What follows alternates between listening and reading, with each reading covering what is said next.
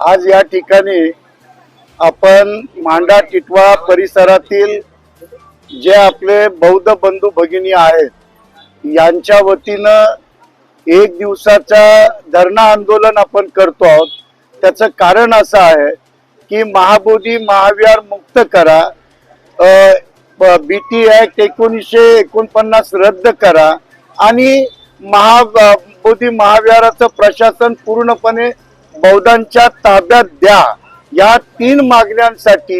गेली 1.5 वर्ष, तसा हा संघर्ष 135 वर्षापासून सुरू आहे। बनते अनागरिक धम्मपालांनी हा संघर्ष सुरू केला, त्याच्यानंतर बनते सुराई ससाईंनी सुरू केला आणि आता वर्तमान काळामध्ये माननीय आकाश लामाजी, प्रज्ञाशील बनतेजी, बनते विशुद्धानंद बोधीजी यांनी सुरुवातीपासून हे आंदोलन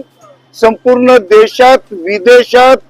पाठवलं आणि या आंदोलनाचा परिणाम असा झालेला आहे की जी 2012 पासून सुप्रीम कोर्टामध्ये एक याचिका दाखल केलेली होती। या आंदोलनामुळे सरकारला गेल्या मार्चच्या 2025 मार्च पासून सुनावणी घ्यावी लागली आणि उद्या 11 तारखेला पुन्हा एकदा सुप्रीम कोर्टामध्ये सुनावणी आहे। कदाचित येत्या 28 एप्रिल पर्यंत याचा निकाल काहीही लागेल,